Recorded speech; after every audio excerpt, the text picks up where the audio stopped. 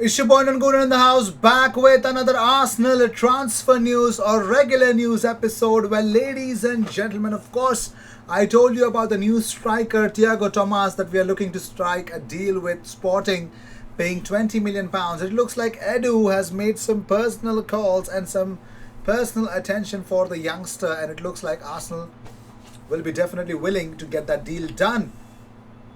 Unreal. And mostly this video is definitely going to consist about the update on Kieran Tierney and a huge update about um, Gabriel Martinelli as well. So without any further ado, let's jump into it. The first news that we got here is about Kieran Tierney. Mikel Arteta has reacted to it. He says, "We have to see how the knee reacts when he starts to get a bit more load. He hasn't had much left, but he is very positive at the moment. He is in good spirits and he is desperate to get back in the team, and we will see in the next few days. When you have pain and you are not comfortable and you are someone like Kieran who does everything 100 miles per hour, you need to be in the right condition. When someone like him says it doesn't feel right, you worry because you know how much he wants it as well."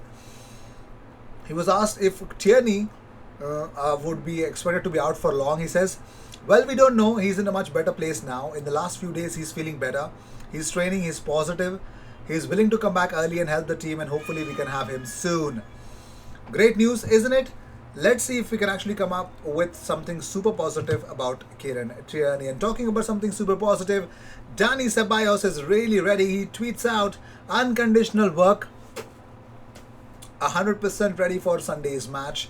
At the red Arsenal, hashtag Premier League, hashtag Gunners, hashtag Vamos Gunners." So Dani Ceballos is ready. Now, if you know, um, uh, Baron Corbin or King Corbin is a Manchester United fan. Cesaro is a City fan. We all know Sheamus is a Liverpool fan. But did you know Matt Riddle is an Arsenal fan? How crazy it is. Yes, Rey Mysterio supports the shittiest team in the world. Yeah, whatever. Anyways, it's not my my concern anymore.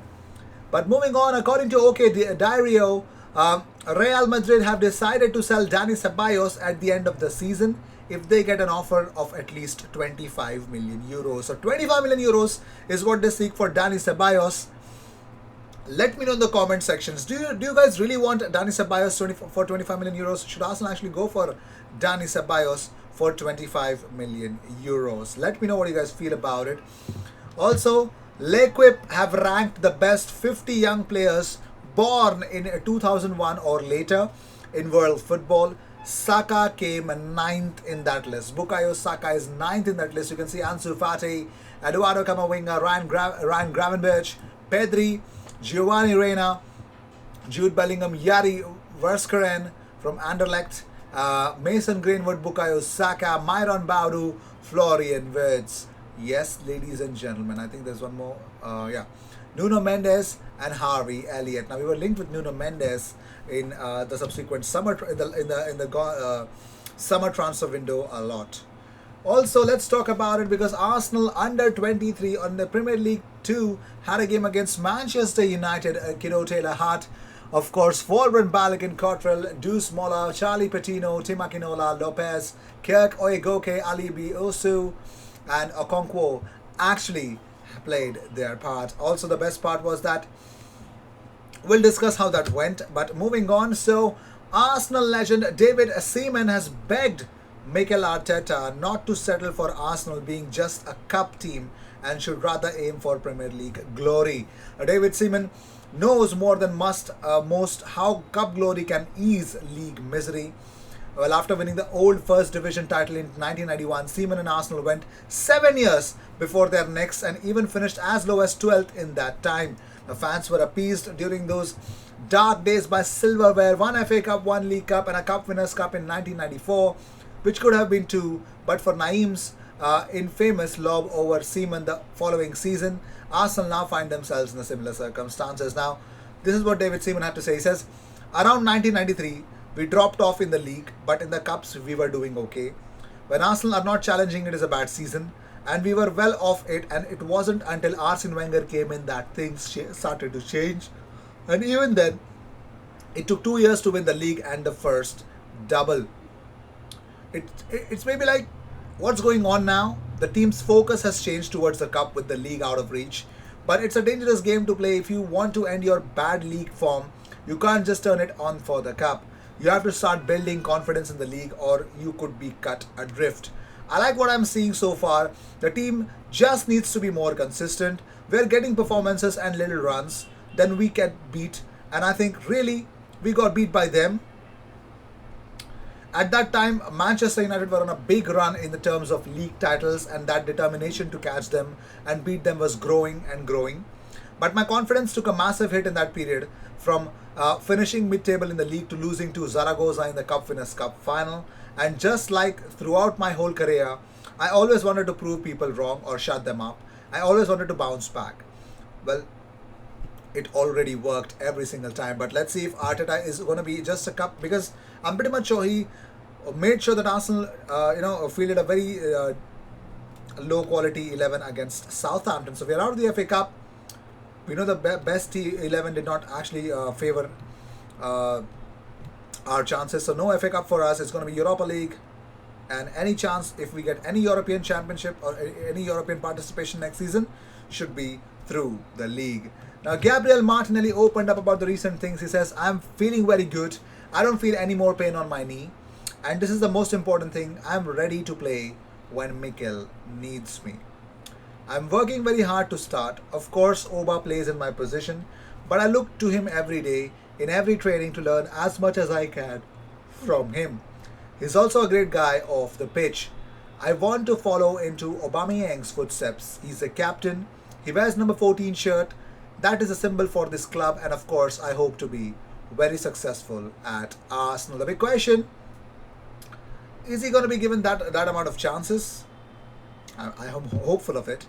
But moving on, Mikel Arteta opened up about Marcelo Bielsa. He says, Marcelo has some incredible methods. You just have to see the way the team plays and some of the things they do constantly, some habits that they have, that they implement throughout the game with such a conviction. Looks like he's a big fan of Marcelo Bielsa's football.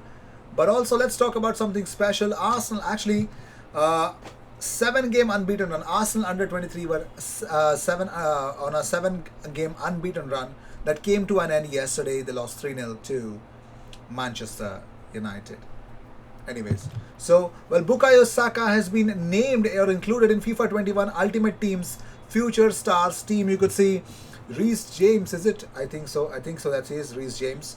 Reece James, Ruben Diaz, Saka, Barnes, Bergwijn, and of course Curtis Jones named all. Well, they were named that in that list. Unreal, isn't it? But moving on, Martin Keown tells Chelsea boss to sit down and keep quiet. It's pretty savage from Martin Keown. He says Tuchel has come through the door and he's had 5 very good results. Chelsea showed a different side to their game last night with some character. But you've got to limit the messages that come across. He was up on his feet. He was really angry last night. It's one of those, boss, can you just keep quiet because I need to concentrate. It's a difficult pitch here. I'm over the white line, let me play. I thought he got the balance a little bit wrong. Look, I've not done the job and it must be really, really frustrating to get your point across. But he's got to find a balance. Now, Chelsea showed a different side to their game last night with some character. He was really angry last night. Unreal, isn't it? Those comments. But anyways, well, Leeds United have conceded the most goals from shots outside the box this season, which is 8. The problem is only Sheffield United have scored fewer from long range than Arsenal. Arsenal have only scored 2 in this season's top flight. Now it's time for some training images, lads. Emil Smith-Rowe, Matt Ryan, you could see that. And then there is Odegaard and of course his compatriot in Real Madrid, Dani Ceballos. And then there's Nico Pepe, Pablo Mari, Granit Xhaka, Martinelli and Aubameyang, if you can see. And there's Pepe and of course Gabriel Magalhaes. You could see Mari, Ceballos and of course Bukayo Saka. You can see Beren holding Reece, Gabriel Magalhaes, Martinelli and Pablo Mari. Callum Chambers with Eddie Nketiah, Matt Ryan, Callum Chambers, Martin Odegaard, Alex Lacazette, ooh, Eddie Nketiah and Reece Nelson, Odegaard and of course Gabriel Martinelli, Bukayo Saka, Gabriel Magalhaes, Callum Chambers, Aubameyang and Lacazette, Eddie Nketiah, Odegaard, Mari, is that David Luiz? Okay, you could see them, right. So with this, we end this episode. Thank you so much for tuning in. If you guys enjoyed it, hit that like button. Helps my channel to grow every single time. I will see you in the next one. Cheers.